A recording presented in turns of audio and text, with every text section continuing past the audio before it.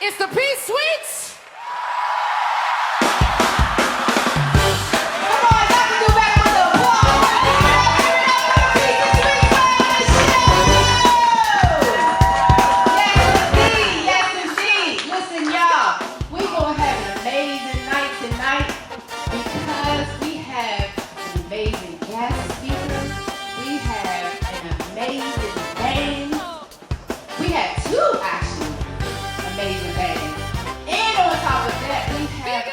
Bomb, neo, soul, R&B, she can blow this mother thing out of the water, out of the earth. She out of space, you hear me? Okay? Singer, all right? So, first and foremost, we gotta give it up for E-Life Restaurant for having us here tonight. Give it up for E-Life Restaurant, y'all. Yes, indeed, yes, indeed. So, as y'all know or do not know, I am your host, Vegan Barbie, the host that does the most, all right? And I am going to welcome in this phenomenal band from Cadoza High School. The band director got them cranking tonight. The band director goes by Mr. Michael Rose. Give it up for Cadoza!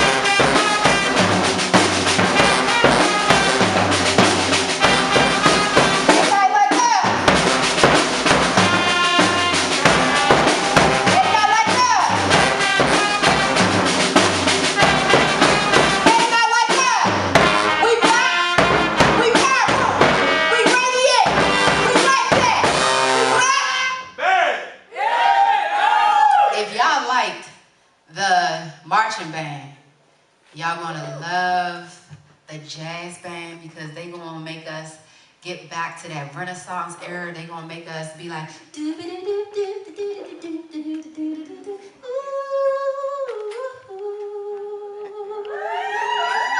right, they gonna make you feel it in your soul. They gonna make you be like, oh my gosh, that was amazing.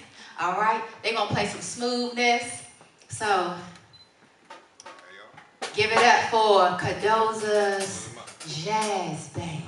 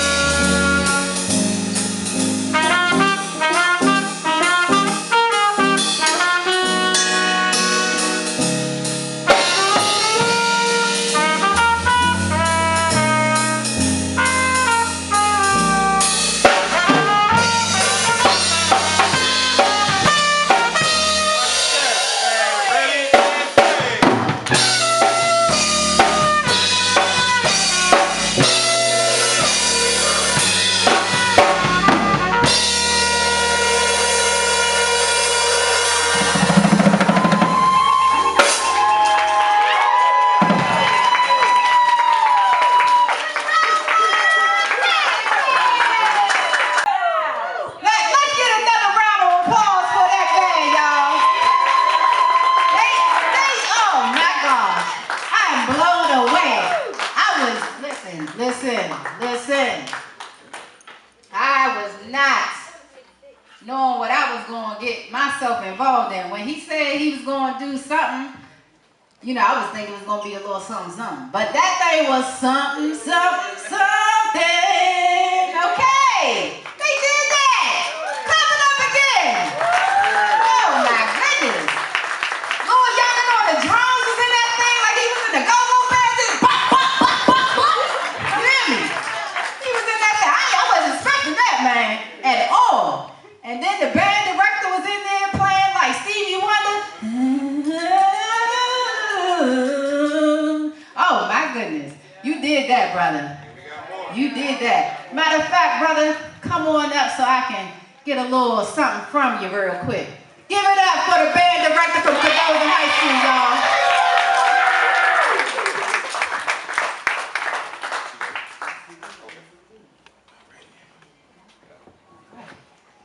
All right.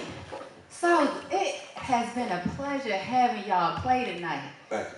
Most definitely, most definitely. So tell me a little bit about yourself, brother. Okay, well, my name is Mike Rowland. I'm from this area, actually. I teach at Cardozo High School. I teach at Cardozo High School in Northwest D.C. I'm from Largo though, so y'all know where we at right now, Capital X. I'm right around the corner. I started playing music when I was a little younger than most of my students. Been doing it since then. I became the band director at the school 3 years ago. I used to teach at Largo High School, actually. I was the choir director over there. But yeah, I'm from here, so being around here feels real good. Seeing E-Life come to where it's at right now. Being right here with Miss Whitney West, having her show, be a part of it, you know what I mean? It's all great, seeing the growth in this community from where I left it. I'm from here, so it's good to see things like this still happening, and yeah, pretty much it. Yeah. All right. So we got us a Largo native. That's what's up. All right, okay. Clap it up for that. Yes, indeed. Okay, so you've basically been in music majority of your life. That's right. Like, where did that steer from? Was it your parents? Was it just being around the neighborhood, listening to go-go music, listening to different genres, period? What inspired you to get into music? Well, it was a little bit of everything you just said, really. I mean, my folks, they're not musicians, but it kind of got passed down to me from my parents. And, from playing piano, that was my first instrument, to playing a wind instrument when I was in school, to putting it down, actually, to coming back to it when I was in school. I started playing trumpet when I was in high school. And from there, it just stayed. I tell my students, when you play one brass instrument like trumpet, you end up learning all of them, so that's what I did. And then I went to college, and pretty much the rest is kind of like history. I started playing trumpet when I was in high school, like I said, carried that to college. Then I came back home. I actually came home during the pandemic, so right around that time, it wasn't a lot going on. But when pandemic kind of died down, that's when I started teaching in the public school system officially. And so from there, like I said, I taught at Largo for a few years. And then I came to Cardozo, and that's where I'm at now. So just to make it a short story, that's pretty much what it is. Okay, I like that. Well, definitely, you clearly have a gift, you have a talent, because the students did phenomenal. You directed them so well, and they followed the directions of your leadership phenomenally. Most definitely. So I want to get their names, their grades, if that's okay. You want to come up here? Or? Yeah, so I want them to basically come up on stage and kind of line up right here, and then I'm going to go down the line. Okay. Yeah, everybody, y'all just come up here real quick. Just come up the ramp, you guys. Come up the ramp, yeah. Come up the ramp next time, Armando. Y'all can kind of start right here. Yes, indeed. All right. So what's your name, young brother? And you can just pass the mic. My name is Timothy McCullough, and you see me play baseball and the drums. Sure. What grade you in? I'm in 9th.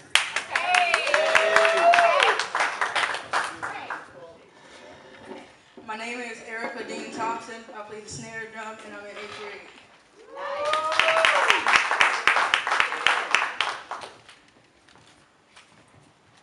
My name is Romana Lisa Sholga, and I'm 13 years old, and I like to play my piano and my trumpet, that's all. And I'm from 7th grade. Nice. My name is Henry Moreno. I'm in 8th grade. I play the bass.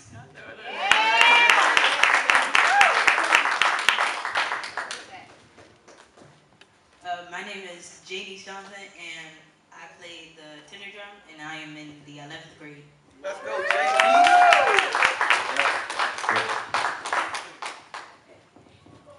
My name is Jeffrey Vasquez. I am 15 years old, and I'm in the 9th grade. I play trumpet. All right. Listen here. I love the confidence. I love that y'all play some. I mean, when I tell you, it is not easy to play instruments, y'all.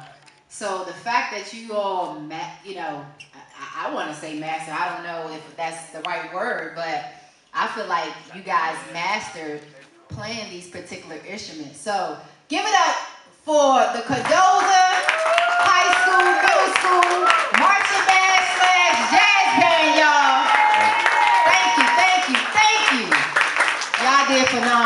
y'all so much. Of course. Glad to have us. Glad to be here too. It's an honor. Most definitely, most definitely. She'll probably introduce herself a little bit later, but we have a little bit more music, but she's sitting in the crowd right now. She's one of our consistent collaborators, a good friend of mine as well. I'll let her introduce herself in a minute though. Most definitely, most definitely. I appreciate that, brother. All right. Listen, family. Oh my goodness. I am still over here just blown away because when I tell you that it is not easy to book these performances. So when Mr. Michael agreed to come and perform, I was just like, oh my goodness. Thank you. I was so grateful. So, we do not have our owner of the restaurant here quite yet. He would normally come on next, but we're going to keep this show popping and we're going to go ahead and get things started with bringing on our guests. So, first and foremost, I want y'all to definitely give one more round of applause for the great performers tonight because for one, they're youth. So the fact that their parents even allowed them to come out to Eli, that's a beautiful thing. Because y'all already know we live in a crazy world. We living in crazy times. So when parents do allow their children to come outside to do anything that's considered fun, I look at it as y'all was working. Oh, we're not. But, some parents might think it's, y'all coming out for fun. So, let's give a round of applause for that, just for the simple fact that they made it out here tonight. All right? I want y'all to go ahead and get yourselves prepared for this discussion. Like I said before, we have an amazing guest speaker. She is beautiful. She is, when I tell you she's an educator, she is a mother. She is working right now as a student studying public health. She has worked in the community, dealing with many community-based projects. She also is in culinary arts. When I tell you this woman is amazing when it comes to being in the community and doing the work for the people, she is phenomenal, y'all. Give it up for Garden of Nicola Vuksava.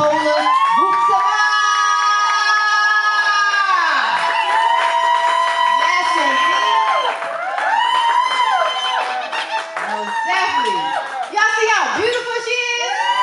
Look at her. Oh my, with the locks. And it's Watuba. Watuba. Excuse me. I'm so sorry. A little introduction, but I want to hear from you. And she said she is the Garden of Nicola. That right there was just like, hold on, man. The garden. That's just my read that song. Come on. I might be singing that wrong, but it kind of just reminded me of something just natural, something grounded. So tell me more about that. Thank you so much, and peace, everybody. How y'all feeling? Y'all feeling good? I'm so glad to be here. So a little bit about myself. Garden of Nicola is the name of sort of the umbrella of all of the things that I do. I kind of summarize it as activations, curations, and education, as well as collaborations. And it sort of came about from just my background. So I came from, coming out here tonight to y'all all the way from Baltimore City. So, big ups to Baltimore, shout out. And I've been working in community health programs. I've worked in like a lot of the different nonprofit spaces. My background's in nutrition. And I was, kind of just like, I've been a part of a lot of different things over the years. And I just had sort of felt like I needed to put a name on it. So essentially Garden of Nicola, that metaphor of a garden, when it comes to planting a garden, it's, there's different things, specific things that it takes to take care of one. So you need water, you need land, healthy soil. You also need like a specific plot of land like to grow your things on too. So, not just throwing your seeds everywhere. So it's just, I feel like the name really came from just being intentional about how I'm moving and how I'm sowing seeds and cultivating. And that definitely looks a lot of different ways. But yeah, that's kind of the gist of it. We can definitely get into more. Yeah. Okay. Just from that alone, that's phenomenal, sis. I mean, when I tell you, that just makes me really dive deep into nature. You being a goddess, you just being a nurturer. That's what I hear when you are speaking. Just a beautiful nurturer, a beautiful caring person, a beautiful soul. Yes, indeed. Yes, indeed. All right. Okay. I love that. All right. So let's get into it. As I said, everyone, this segment is about emotional health and motherhood. So the show segment is called The Emotional Core. So this segment invites us to explore the deeper layers of emotional wellness in motherhood, beyond survival, beyond appearance, and into truth, balance, and self-awareness.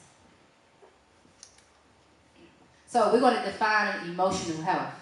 So when we discuss emotional health in the context of motherhood, Nicola, what does that mean beyond just feeling good?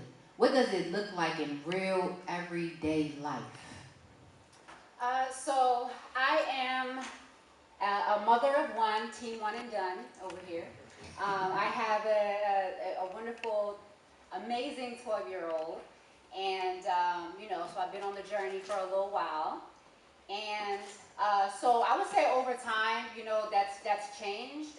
It's sort of like through my growth and my evolution has looked different ways. I feel like originally, when I had my son, and a lot of younger women and girls, when we think of having children, it's like all this, I was like, oh, the beautiful baby, and it's gonna be, all this cute, and yes, there's lots of cutesiness and all that, but it's like the whole entire universe that opens up. I mean, not just the physical impact of having a child, but emotionally, you're literally two bloodlines coming together. So it's like you're not just dealing with your own family stuff, you're dealing with a whole nother, person's bloodline as well. So, I was so over time, in kind of learning that, and I feel like I've come to understand that on deeper levels.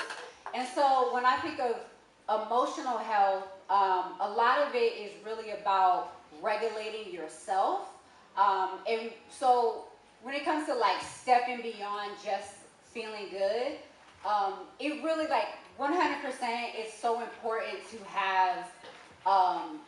have healthy boundaries with others. Research actually showed that it's, in order to live a healthy life, you only need 3 to 5 close friends. So having a good support system is crucial for emotional health because, we're in the age of social media. A lot of times folks, they go on, and they're dumping all over social media, their challenges and stuff. And, and a lot of times, yeah, maybe some people might actually care about how you're doing or whatever. But for the most part, the people, they don't really, but those 3 to 5 people in your close support system, that won't, that can hold space for you and be able to,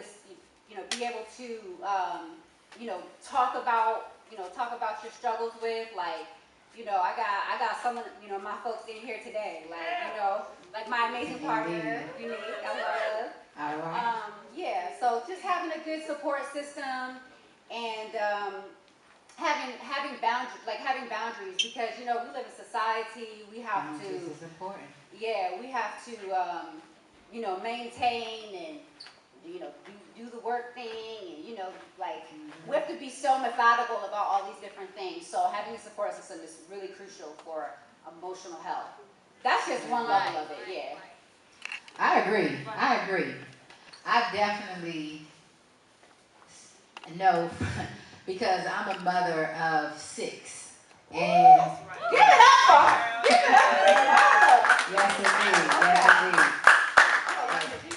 Okay, listen. We'll learn from each other. You said one and done. I'm all the way done. Okay, all the way done. Now ain't nothing going up in this thing.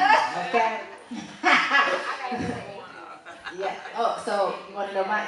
Okay, so my oldest will be 17. Now, okay, so I have 4 biological. Okay. So 2 are with my husband, and I don't, I'm not one of them people that say, everybody's mine. Right. Okay. So 17, my 15-year-old will be 16. I have a 13 about to be 14.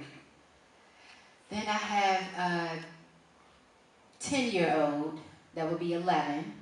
And then I have a 4-year-old and a 2 about to be 3. Wow. Yeah. That's So amazing. I'm big mama. That's right. All right. So I'm generation. especially when you were basically almost done, and then you go back in and start over. It's not. I'm gonna just say it can be a challenge. Yeah. But I will say that it is very joyful because, as you know, having a 12-year-old, you don't get that, same love that you used to get from when they were little. So I do get to experience that again, and I absolutely love it. Especially my youngest one. He's just so mommy, he's always wanting just for me to cuddle with him and hug him and hold him, and I love it. It can be a little annoying sometimes, but in all actuality, it just makes me really tap into my femininity and make me just really pull out that nurturing side, that caring side of myself. And my oldest, I try to give them a hug or give them a kiss, and they be like, "Mommy, stop!" Yeah. And it's just like, Y'all get on my nerves. That preteen angst. Yes, it's a whole different vibe, and I love when I come into the house and they like, "Mommy, we missed you." So, just experiencing that again, it really brings the inner child in me out, because then it's like I'm playing with them, we go into the playground, I get to experience that again, because the older kids like, playground? Anybody trying to do that? They want to be on Roblox. Yeah, my kids don't even want to do that. They want to go spend my money. Every chance they get, they want to spend my money. They want to go out with their friends. So they're in that stage where they always want to, now they want to go to parties. So I don't get the time that I used to with them unless it's something dealing with spending a lot of money. Right. Yeah. They love spending our money. They definitely Yes. spend our money. And I will say, even though I am just a mom of one, I'm also a village mama, in my community in Baltimore. Also, when my son was very young, we were a part of one of the founding families of a co-op, a family, a community supported education, co-op model, where we would, a lot of other folks that work in the community bring their kids, and we would offer different educational sessions. So Nice. I did a farm to fork session. They learned about their nutrients, and everybody has a hand, in kind of raising the young ones in our community, in our support system, and my because I'll keep it 100. I definitely have my like moments where I'm like, oh well, thinking like, oh, becoming a mother again. But then I'm just like, I really am a mother to like other children too. So like one of my best friends, she has a 4-year-old who's like basically my godson, and he's just so sweet. He's still in that like lovey-dovey, like cuddly, mode. So I still get to get that like when we hang out, and so yeah. I can dig that. Okay. All right, so the motherhood maze. New mothers face a unique emotional journey. How can single mothers in particular navigate isolation and the pressure of constant caregiving? So the pressure of a constant care. So as far as first of all, I'm not like a traditional like single mother. I am partnered. We sort of like a bonus parent, type of situation, and I also co-parent, with my son's father, but kind of that's separate. But I think it's just a personal choice. Okay, I would say really one of the biggest things to release the guilt of like constant caregiving is like you really have to learn to accept the things that you cannot change. Like you have to understand that not everything is going to be in your control. We all know about, and I don't even want to call it a stereotype because it's so real, right? Of like, certain mothers, they'll have that reputation. When you go in their house, like everything better be in place. Like if a pin drops, like everybody's like, or if anything is out of place, it's like all hell breaks loose, And like we really gotta look at that, right? Like some of them, because I can relate to that. I really can relate to that. Like I do like to have things to be nice and for things to be like clean, but we have to understand that children are going to be children and they need our guidance, and they also need our kindness and our respect. Like just like we expect respect and kindness, we have to also give that. And so I think that that's something that being able to put up with, you have being able to embrace chaos, to a degree, because that's definitely like a nervous system thing, a nervous system thing. Accepting the things that you cannot change. People have different. Your situation might look different depending on whatever your particular parenting situation is. But depending, ideally, the relationship between all parties in the child's life are at least working together to be on the same page about important things. But sometimes that's not always the case, and when that's not the case, you have to be able to release that sometimes and just be like, okay, I'm gonna focus on what's in my control to do, and I'm not gonna just do this excessive worrying, because I'm a very firm believer in the law, like manifestation, and the things that you focus on and that you fixate on, like can become very real. I do vision boards. I've done a lot of manifestations so in my own life. So the same is true like for our young ones. If we're constantly worrying, that's not the covering that is really gonna benefit them in the long run. And I think when we can shift our perspective to just look at it like that, then that might help us to, just relax into our own journeys, not just as mothers, but as women and our own people. Indeed. I like that. I definitely like that. That's very important because a lot of us women tend to worry a lot. We tend to stress a lot, and then next thing you know, depression will sneak up on us. And then that's when health issues come into place. Now you're dealing with stress, depression, and then next thing you know, you go to the doctor and you end up getting diagnosed with cancer.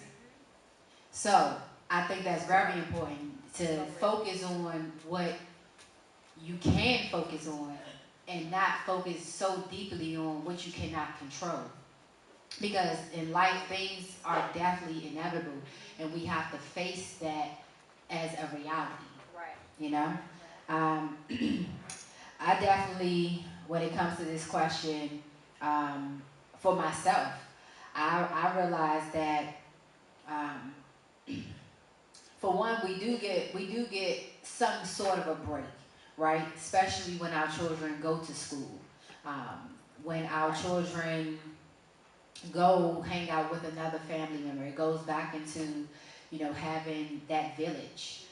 So if your child is with grandma, for example, if your child is with granddad, for example, as a mom, that's your time to focus on your goals, focus on even down to journaling, things that will help you emotionally. If you do music, sitting just in a chair and just writing some music, listening to music.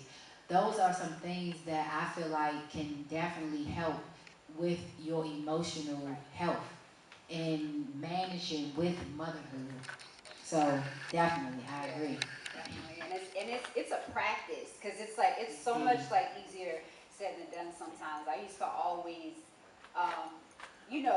that's where my son was younger, and I'd be so exhausted when he was running around wearing me out. But then when he went with his dad, I'm like, he's all I'm thinking about, and I'm looking at his pictures, and I'm like, oh, I miss him. So it's a practice. Most It's a definitely. practice. Most definitely. All right, so the mom guilt trap.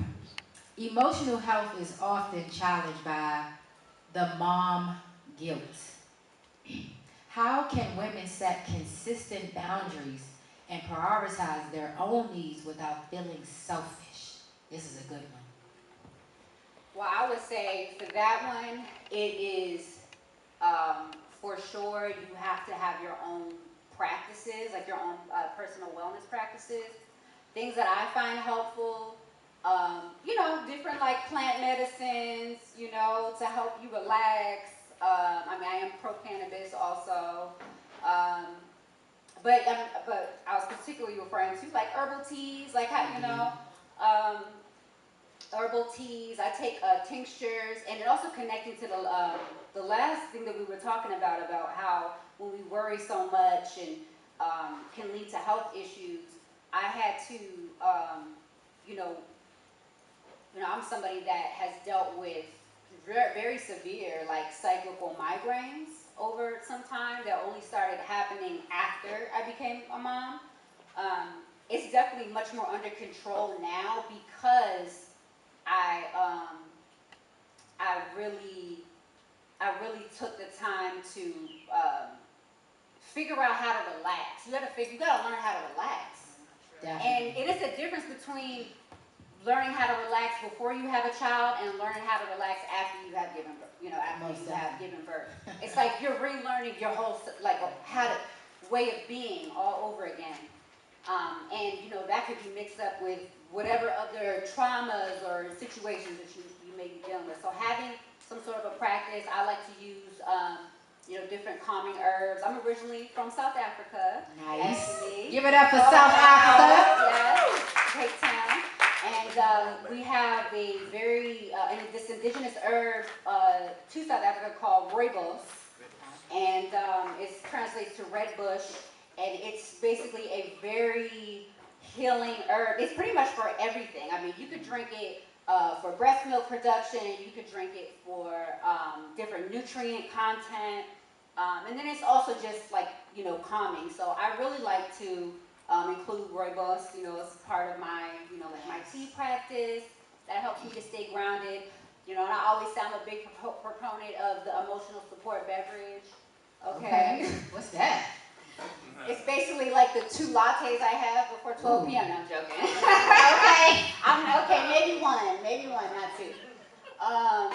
But I'm not the only one, okay? I'm not the only one with $10 drinks, You're talking about alcohol. No. Oh. So I'm actually sober. Nice. I'm sober. Give it up for that.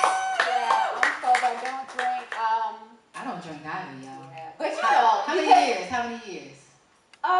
So I would say, I was like completely sober for or 3 years or so. I would maybe every once in a while have like a glass of wine, but yeah, that's really about it. But yeah, like my folks, and I know a lot of people, they can't do one drink. Not, you know, some people can't do even one drink because alcoholism. But yeah, I don't know. Everyone know in the household when you are feeling some type of way, you know, letting your partner know, letting your children know even, like, listen, mommy need a break. Or, you know, baby, I need a break. I'm gonna go run me a bath water. I say run me a bath water. I'm gonna go run me a bath, and I need you to do something with the kids. Or if I'm talking to the kids, listen, mommy's about to go take a bath. Give me 20 minutes. And they understand that. So that's the boundary that I have created in my household.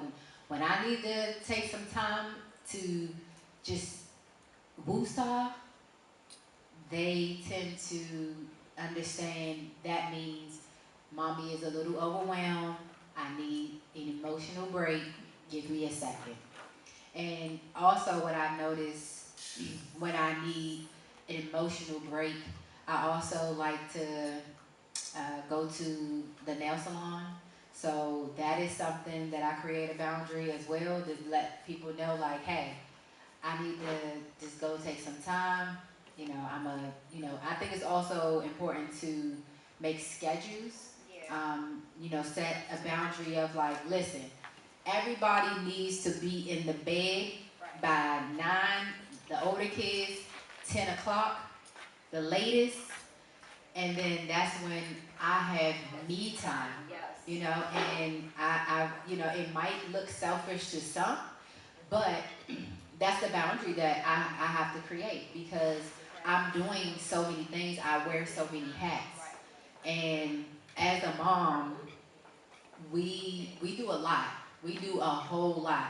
And it's important for us to have boundaries in place so we would not become burnt out, stressed, and the worst, depressed. So, yeah, you definitely got to have some things that's just for yourself. Indeed, indeed. All right. Postpartum realities. The baby blues are common, but postpartum depression is a serious challenge. How can families and support systems better prepare and support women during this transition? Oh my goodness. Whew. That's definitely such a loaded question, right? Indeed. You know, you know, it's really about, you know, again, going back to creating support systems for yourself. And sometimes that's gonna look outside of like traditional norms. It might be outside of your own family. When I was, you know, earlier in my motherhood journey, I was very, you know, like open to really like having like my certain family members be involved, because like, you know, I'm just like to be involved in caretaking and helping. And it's like, it's okay to like receive that help, but it's important that, you know, when you recognize like the vision that you have for yourself, and actually my mentor, she says this statement, and it rings so true. Like, and when I heard it, she said, you know, you can't allow the family that you come from to sabotage the family that comes from you. And so when it comes to, so when it comes to like dealing with postpartum and, you know, growth and the different things that you learn about yourself, that you learn about the world, and, you know, when you attain that next level of like responsibility, like for a whole nother life, you may realize that like, oh, you know what, like I'm maybe noticing some patterns that I want to do differently in how I raise my child, and I don't necessarily want them to be exposed to certain things. And so I think that's really big, because that's actually how you break generational curses, I strongly believe. And you know, we hear a lot about generational curses. It's a term that's said a lot. There's, you know, I don't just talk about that. There's many generational blessings. You know, did not just inherit, you know, trauma and things like that. We've inherited magic and so many things, right, that we are still learning. Yeah, so I think that keeping that in mind and not being afraid to thug it and go hard, if you have to, even if it's for a little while. You know, you gotta keep your integrity and your standards at what they are. And that's when you will attract what you deserve. And that is what my experience has been. Because it's been a constant like evolution, you know, and I'm, you know, my home life, my family life now, like it's amazing, you know, like it's really beautiful, and I don't play about it, you know, because I worked so hard for it.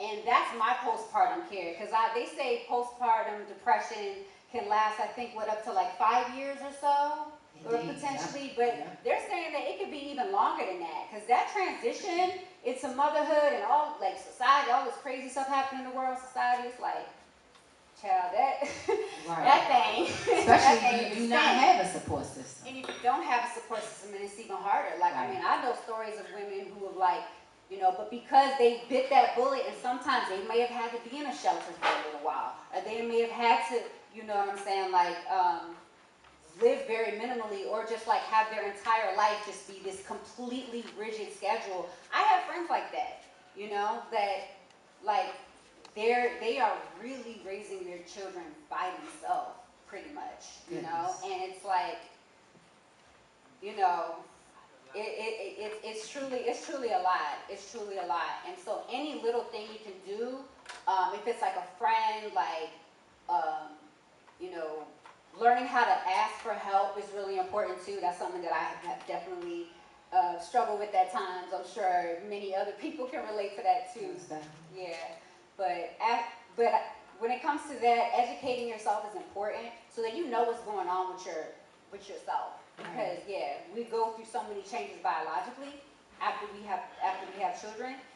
So many women are experiencing these like deep depressions and all these chemical changes, and they don't realize it's like, oh, like that's actually normal. This is actually like my body adjusting, you know, to a new state of being. So education, asking for help, and thugging it sometimes. Yeah, thugging it sometimes. Thugging it. Yeah.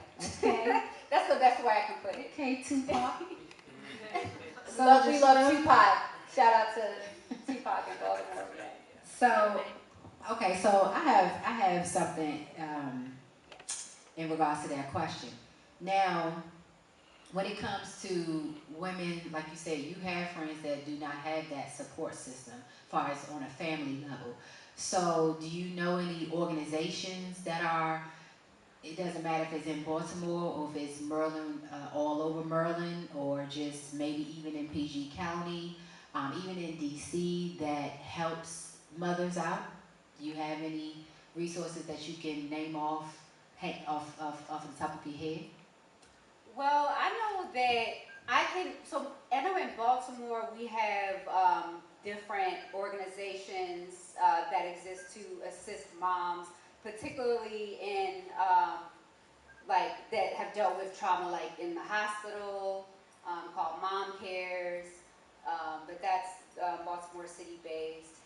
There's also a really strong connection between like food insecurity and maternal health as well. So I know in West Baltimore there's a organization called the Food Project, and they do food giveaways a lot of times, hot meals and things like that. But they also do like community baby showers as well. Oh, okay. So like a community baby shower that they'll do like periodically for people to, for anybody who's expecting, to come get some support.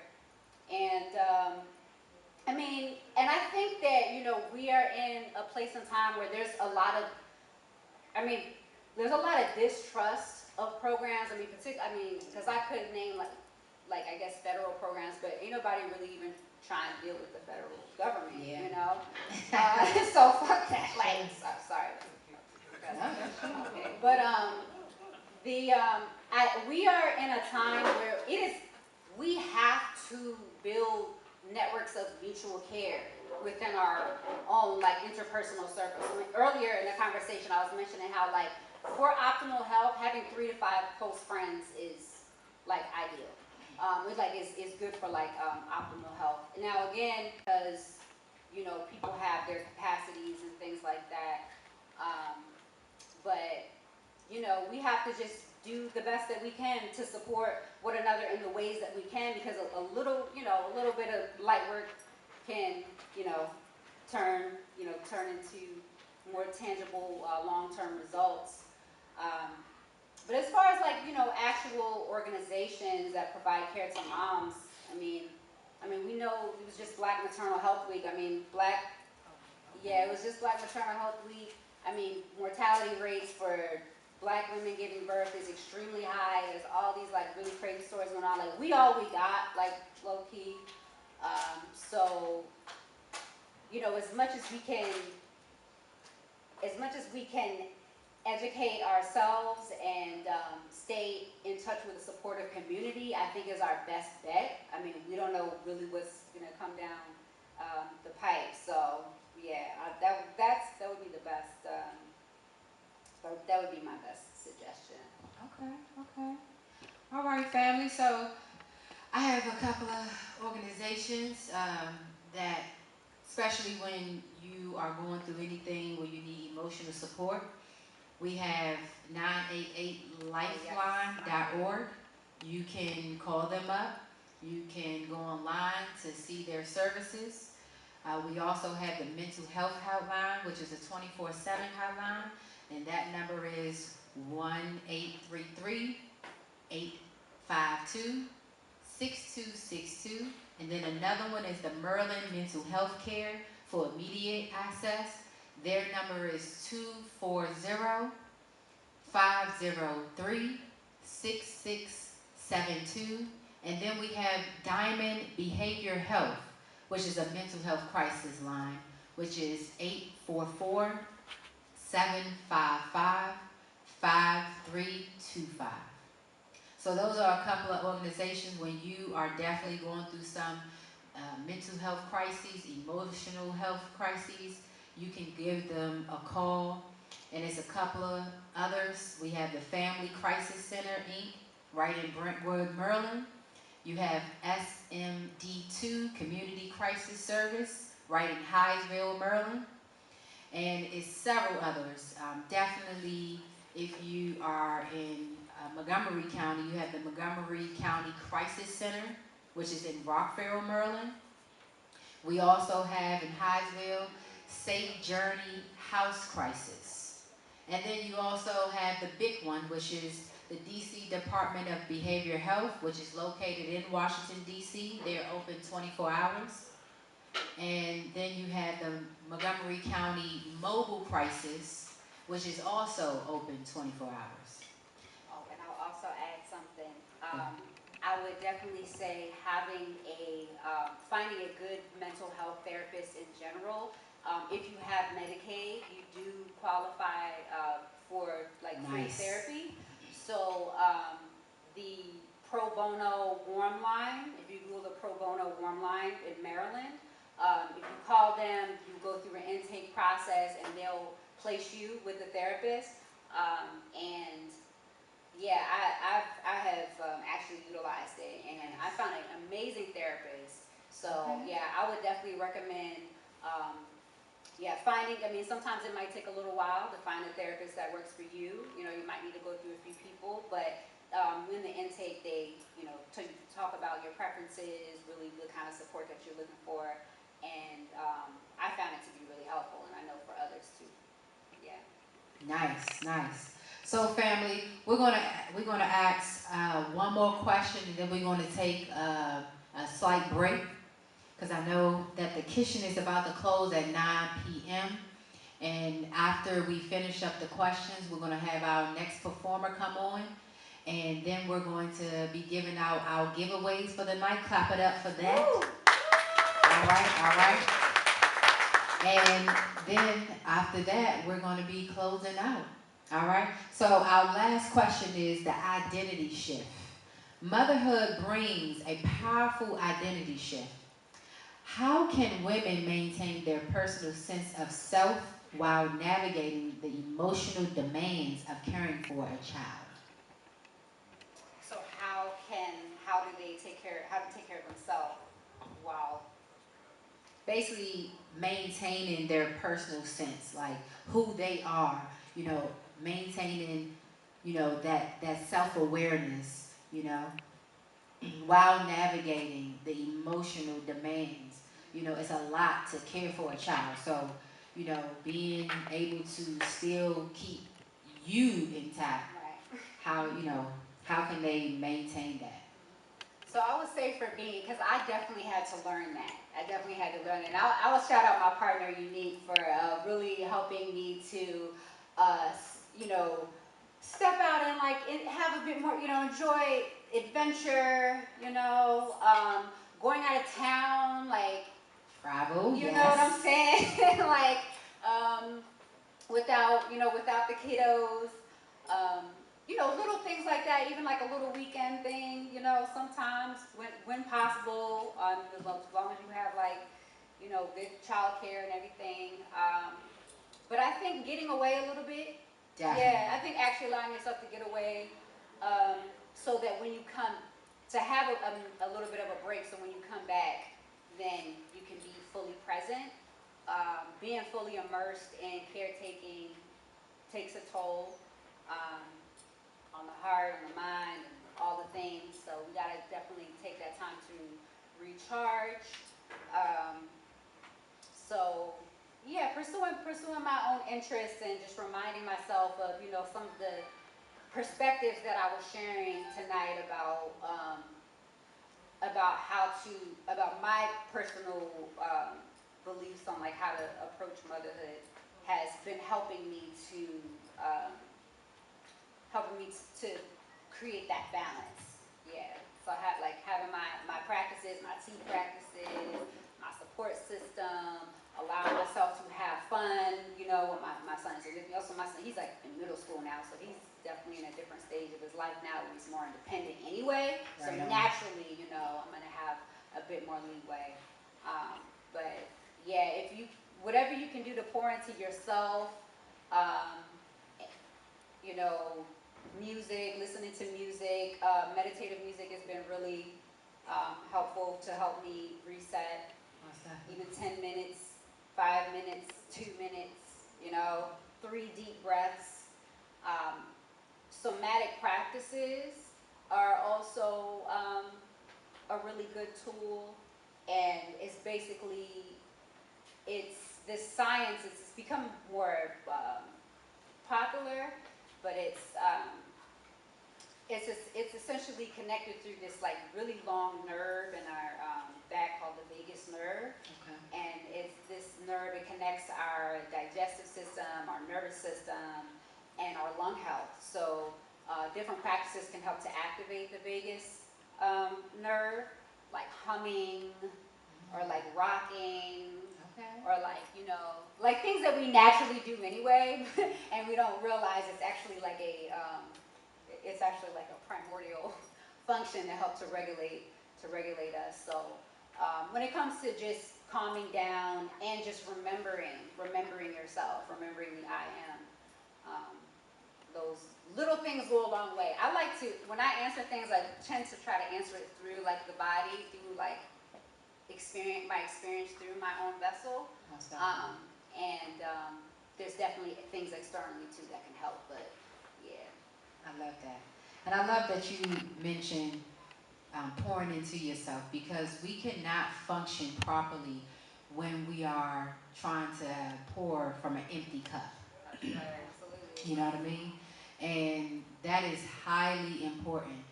And I definitely want to say for myself, really tapping into who you are is very important, because a lot of us are lost, and we just get to a point where we'll get so set in just being lost and not understanding what is actually going on with them emotionally, mentally, spiritually, even down to physically. And then we get we get in a place I call us the sunken place. You understand? And me personally, what I personally do when my oldest children were younger, I had to tap into that side of me because I found myself becoming so stressed and depressed, and I had to get out of that funk. So I started really writing about my experiences at that moment in time, and really putting a lot of energy into my writing. And then I got to a point where I was like, okay, I have to share. So I'm noticing the youngest are using a term these days. It's something about when you share information. You know that term? Yeah. Anybody in the audience know the term these days? Say it again. Jocks. Doxing. Is that what it is?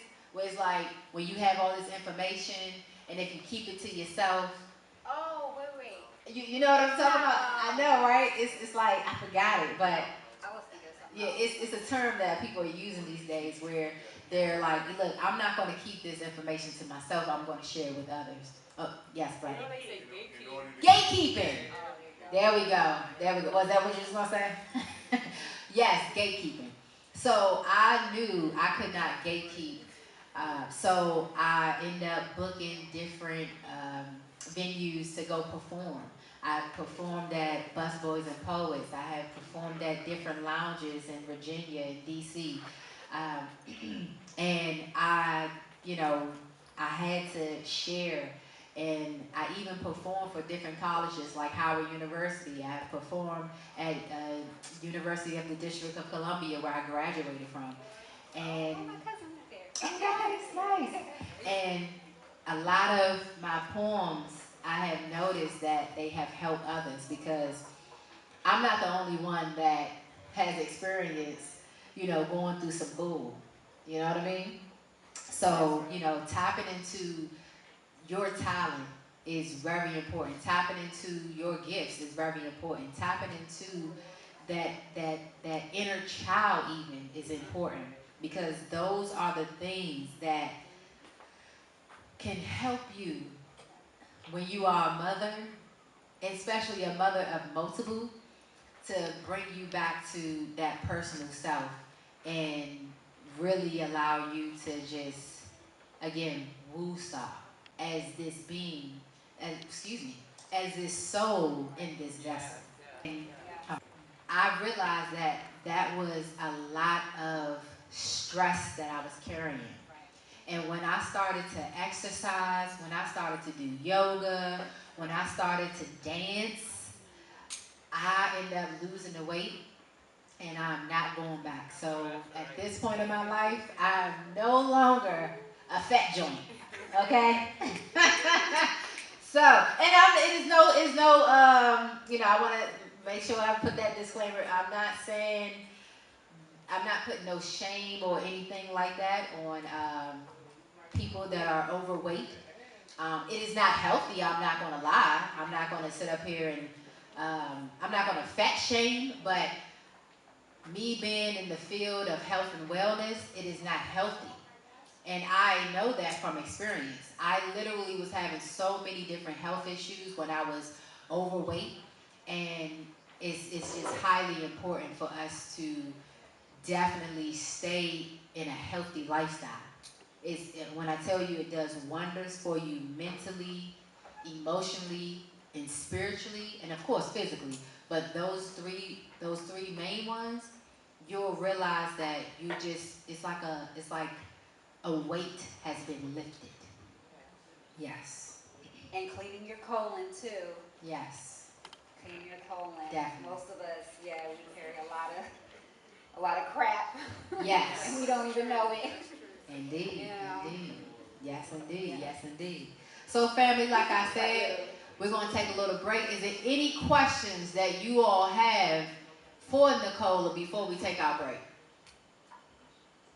Is there anything that we have discussed that maybe you wanted a little bit more clarity on?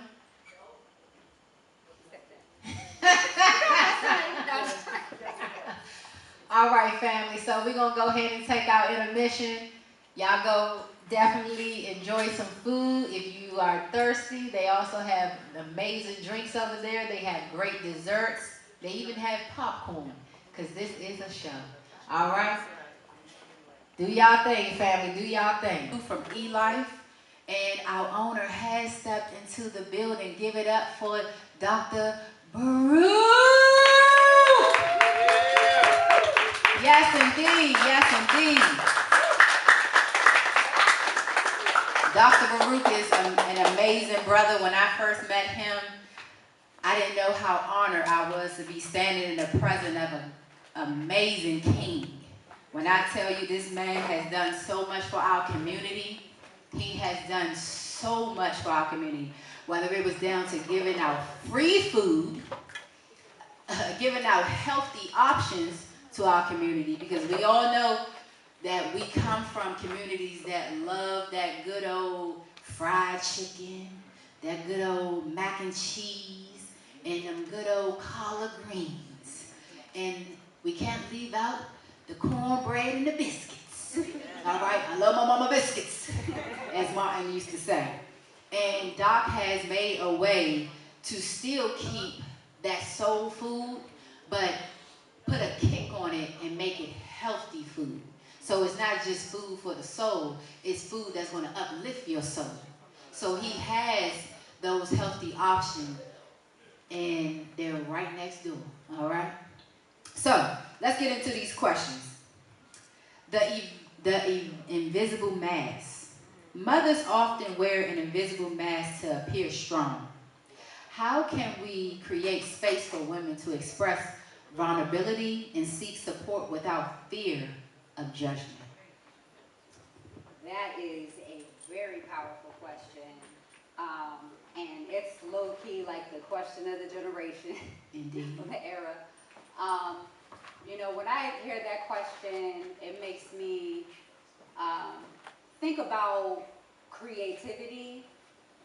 We all have to find creative ways to navigate grief, to navigate stress, to also just release energy.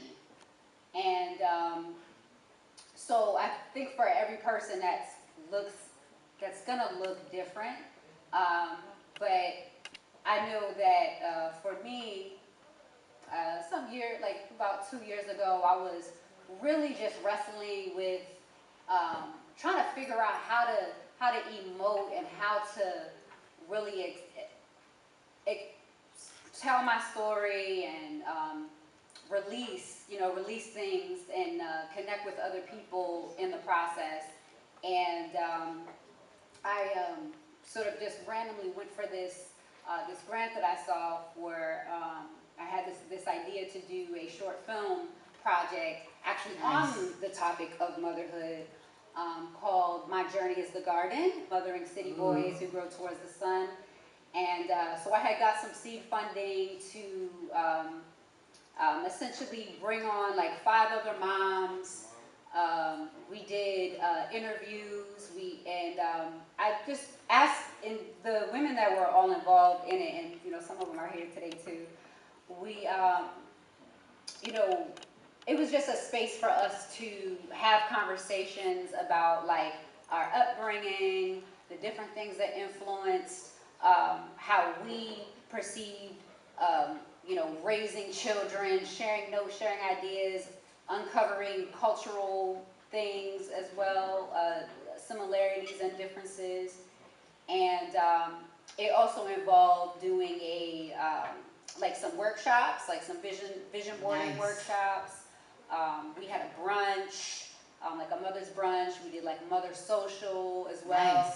And for me, that was like, it was really a really healing process, because I wasn't really sure how I wanted to emote, but I knew that like I wanted to I feel like the art is for transmuting things. It's in transmuting pain. Right And on. so having an opportunity to lean into that energy and transform energy that's really painful into something that's really beautiful and something that can touch others and that you can learn from others. It's like through that whole process, I feel like I was transformed so much. And it also included a portraiture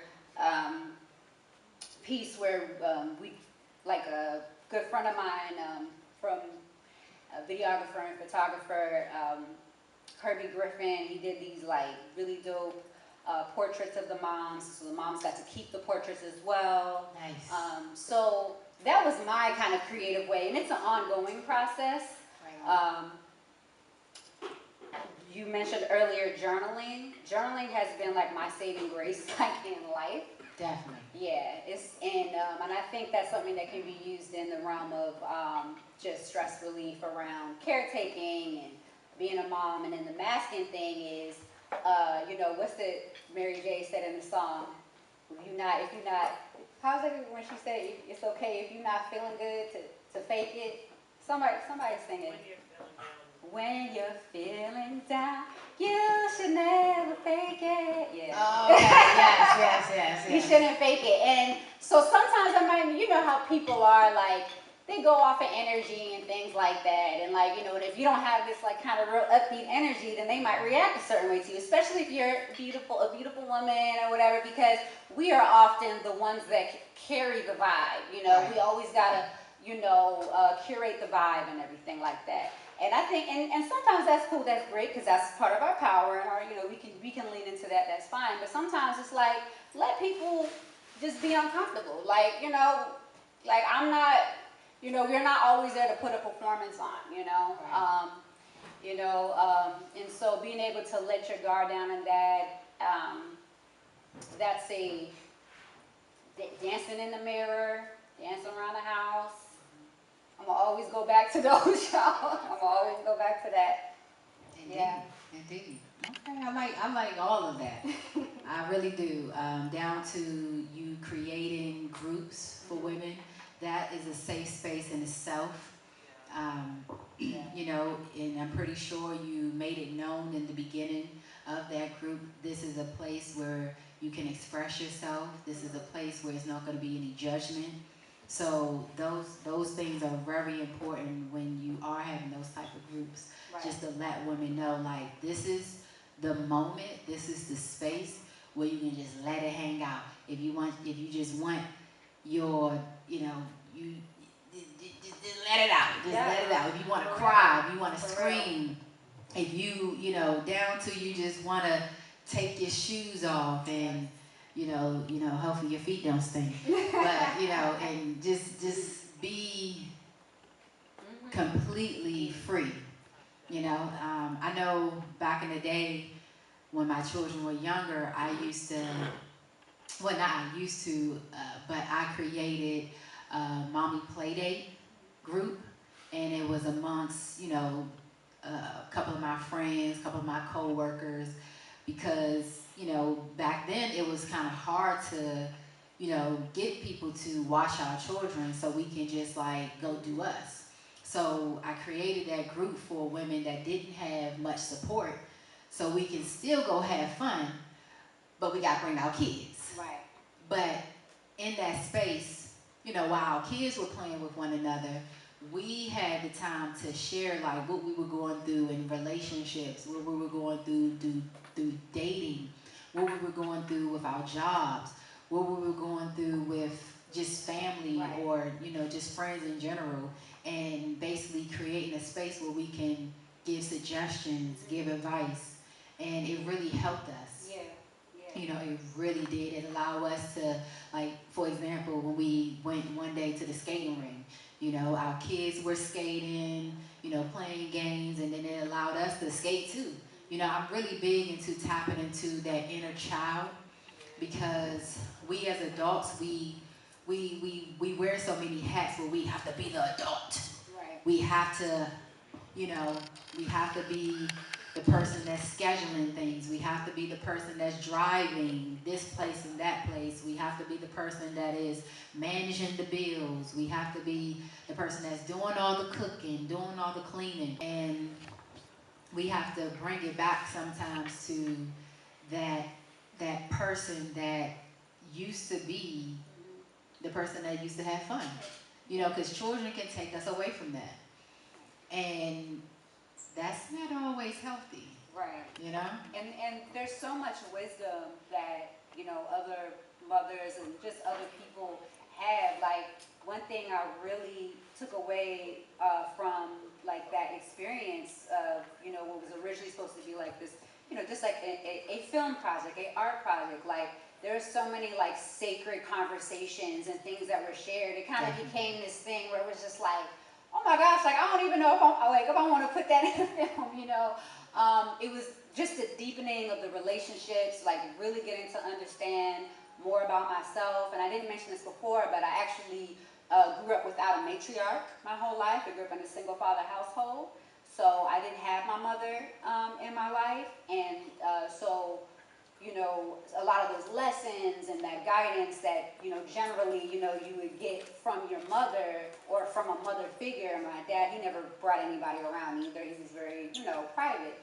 And, you know, I didn't really get that. So certain things, certain teachings, you know, I had to just kind of pick up on either intuitively, and then I realized even through that project of, because it's, you know, like different women and, you know, wise women, I don't want to say like elder women like they so old, like, because they not, but, you know, women with more life experience or with more children, you know, and being able to share different nuances with me was like, oh wow, like, I'm noticing some things, you know, I'm learning some things about myself that I didn't even realize that I didn't even know that I didn't know, if that makes sense. So, I get that. yeah. I get that, for sure. And that's you don't hear too many people that grew up without their mother. So the fact that you are clearly doing this motherhood journey, Had to be. that tells a lot about you being so powerful, you know? So definitely give it up for that right there. I'm also happy to say my mom is in my life now, so, you know, so we're building our relationship as adults. So I'm really grateful for that. Yes. All right, family, so we're gonna get down to the last segment of the questioning. This is our call to action, the 7-day emotional charge challenge. This is where reflection turns into action. So for the next 7 days, commit to prioritizing your emotional health. I want y'all to identify one area where you feel drained or unsupported. Set one clear boundary or self-care practice. Stay consistent and track your progress daily. This is your moment to choose yourself intentionally, unapologetically, and consistently. All right? So, if you are not just a mother, you are a whole woman with needs, emotions, and a voice that deserves to be heard. This is a space to hear, to remind you that you need to rest. You are allowed to rest. You are allowed to grow, and you are allowed to be supported. All right? So, Peacez Sweetz Wellness is all about healing, where it meets truth, and where community holds the process. All right? I want y'all to definitely thank my amazing guest speaker, Nicole. Ooh, I'm gonna say it. I'm gonna put some funk on this thing. The Garden of Nicola. Give it up for the Garden of Nicola. Thank you so much for having me. It's really an honor to be here. Yeah. Give it up for yourselves too. Give it up for Peter Barbie. Thank you. She did amazing, you guys. I need a hug. Thank you so much. an artist from Upper Marlboro, and I met Mike in college. We both went to DSU, so that's how the connection started, and we've been doing music with each other ever since. So thank you guys for having us tonight, and I'm going to be doing 2 selections that I wrote. The first song is called Goodbye, and the second one is called Live Today. So I hope you guys enjoy it.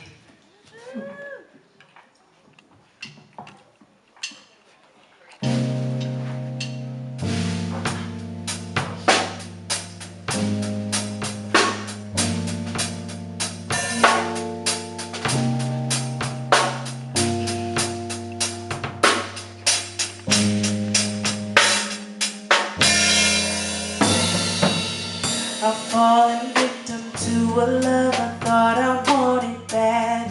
I lost my mind, it hurt my heart, you falling out my grasp. It all came down, your love is still the best I never had. You can have it back, yeah, yeah. Over and over I replay our late night conversation. All in my head, it's overwhelming as I lay here thinking, was it all worth my precious time and all my precious patience? I think I'm jaded when it seems like what you want and what you got is so far in the distance, and you don't know how far you gotta go. So you choose to let them go. I packed my bags, I leave when you step. I thought you were better than the rest, than the rest. I took the time that I needed for me, and now everything is much clearer. I don't wanna waste your time, and I don't wanna waste mine. I took the time that I needed for me, so you could make up your mind. I don't wanna waste your time, and I don't wanna waste mine. So now I say goodbye.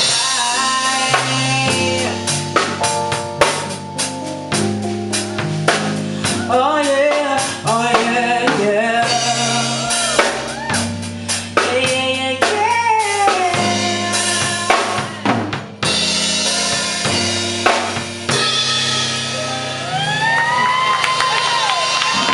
That's my song called Goodbye. I wrote that in college, actually, at DSU. So I've had that song for a few years. This next song is going to be a little bit more upbeat. This song is fairly new, and it actually came out on March 25th of this year. So it's on streaming platforms, YouTube, Apple Music, and Spotify. Thank you. So this next song is called So Groove With Me If You'd like. And yeah.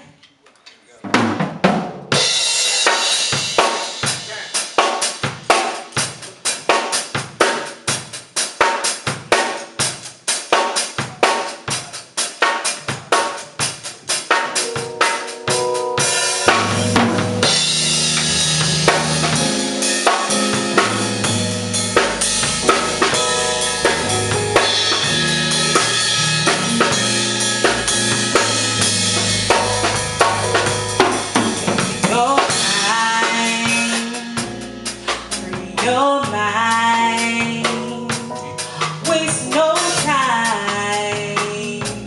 It feels so right. You know it's what you ought to do. Feeling how your body moves. I'm trying to catch a vibe with you. Days I'm going around with you. Live today, today, live today, today, today. Put your worries away. We're running out of time. Live today, today, today. Live today, today.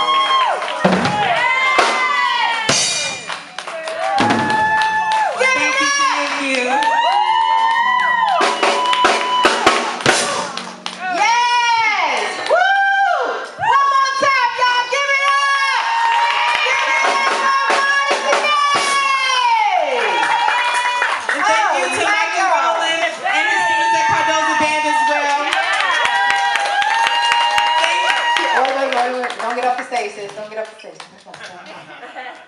She did that thing, y'all. She did that thing. Oh, my goodness. Please, please, please, sister, have a seat for me just a second. Amazing. She had the one song that was, really touching, when you're in your house or you cleaning up or you want to just take a nice little bubble bath, something smooth, but something, something that's going to really uplift you, empower you. Then her second song was one of them songs where you in the house and you want to dance with your boo, and you like, yeah, today, then you move it around and give it today, then we come in the front and we give it, ooh, yeah. What happened? What's going on? What happened? Did you do something? All right, okay. All right. So, now, am I saying your name incorrectly? Is it Imani Janae? Imani Janae, yes. Okay, so I'm definitely saying it correctly then. Imani Janae, just give us a brief, I know you was telling us a little bit, about yourself, but give us a little background as to what made you go into music and what made you even write those particular songs. Okay, first, what made me go into music? So, I've always loved music since I was young, and I come from a family who was a very much oldies but goodies type, Temptations, and Nice. That's my favorite group of all time. So, I've always just been around music as a kid. I didn't realize until I was about 8 years old that I actually wanted to sing. I feel like I was inspired by American Idol. I was young in 2003, 2004, so I definitely remember Fantasia being on American Idol. Nice. So I feel like that, and just listening more to the radio and things like that, hearing different music. My first favorite artist was Tamia. Okay. Yes. So I feel like just growing up around music and realizing that I had some creativity. Okay. That kind of is what sparked it when I was around 8 years old. So I've been writing ever since then. Wow. So it's been a long time. What made me write these particular songs, Goodbye is definitely an emotional song. It's a time where you unfortunately have to say goodbye to either a situation that's not for you or a situation that you had high expectations for that didn't turn out right. So I did write that in college, so you know how that goes. Right. College life or just being young, early, late teens, early 20s. So that's that type of song. And Live Today, because the state of the world right now, and just, I feel like I'm almost 30, but transitioning into adulthood is definitely it's something. It is. So I wrote that song just to, with everything going on in the world, just taking some time, even if it's just for that 3 minutes that the song is playing, just be present in this moment. Don't think about what's going on, what bills you have to pay, what you have to attend to. For these 3 minutes, just live. Indeed. And clear your mind. Live. So, I love that. Okay, so Janae, I'm going, bring it in with your last name, Miss Janae. Oh, and no, but Imani, where can we find you to follow you on your social medias, and where can we also listen to your music? you can follow me on Instagram at I am Imani Janae. My music is distributed on Apple Music, Spotify, and YouTube. And Okay, and do you have a stage name or strictly Imani Janae is the name? Like if they look you up, what name are they looking up? They're probably going to see, Imani Janae. My first name is Imani, my middle name is Janae, but for my artist name, I just put them together. Okay. So anyway, thank you. Yes, Sorry. can you spell it for us? My first name, Imani, A-M-A-N-I, and then Janae is J-E-N-A-E. My Instagram is I am Imani Janae, all together. All right, family. So y'all know where y'all can follow her at, and you know where you can listen to those beautiful songs at, okay? So, again, thank you so much, Imani Janae, for gracing us with your presence. You definitely have goddess energy. Your voice is powerful. You are going to uplift the community just by using your voice. Keep that throat chakra open and keep uplifting our people. Thank you so much. Thank you guys for having me. Thank you for the opportunity. I really appreciate it. I just wanted to say one thing. And it's crazy because of today's topic on your talk. I work for a behavioral health company in Largo currently. Nice. And I'm an employment specialist. So I help people find employment and maintain employment. So if you know somebody in Maryland that has Medicaid and that's a Maryland resident, definitely refer them to our services, Metalworks Behavioral Health in Largo. We have a whole clinician team, the employment specialist, myself, they have a therapist and a case manager all working together for the benefit of the overall wellness of the client. So if you know somebody that needs that, definitely come to Thank you for that. Amazing. So, with that being said, family, thank y'all so much for coming to the Peacez Sweetz Wellness Talk Show. Remember, this is a space about healing. This is a space about growing. This is a space about health and wellness. And if you know anyone that is going through something emotionally, this was definitely the show for you to show them. This show will be on YouTube in a week, so you can come back to it at any time. I love y'all. Be safe and stay peaceful. Always remember that health is wealth, and always remember to be peaceful or peace out. It's a Peacez Sweetz Wellness Talk Show. Vegan Bobby. Oh, it's a Peacez Sweetz Wellness Talk Show. Ooh, wake 'em up, you say. Oh, but it don't is sugar. It's the Peacez Sweetz Wellness Go. Wake 'em up, you say. But it don't is sugar.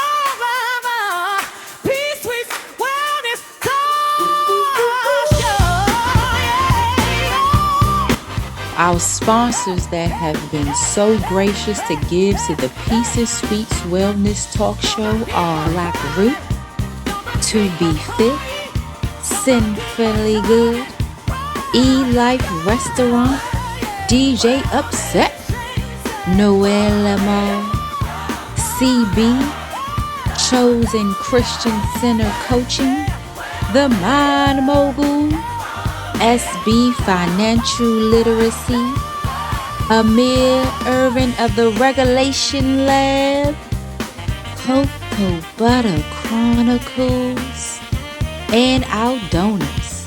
Without y'all, y'all will not have this beautiful show that we have given. Thank y'all, thank y'all, thank y'all. We would have not made it possible to give away these beautiful gifts, the prizes, nor help out our guests and make this production come alive. Thank y'all so much. Peace, love, and light. Vegan Bobby, go! Let's go! Sweetz Wellness Talk Show.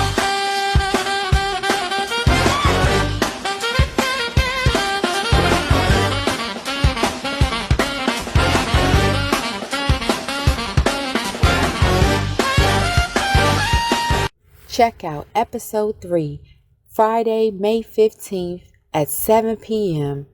right back at E-Life Restaurant. Thank y'all so much for viewing the Peacez Sweetz Wellness Talk Show. And remember, be peaceful or peace out.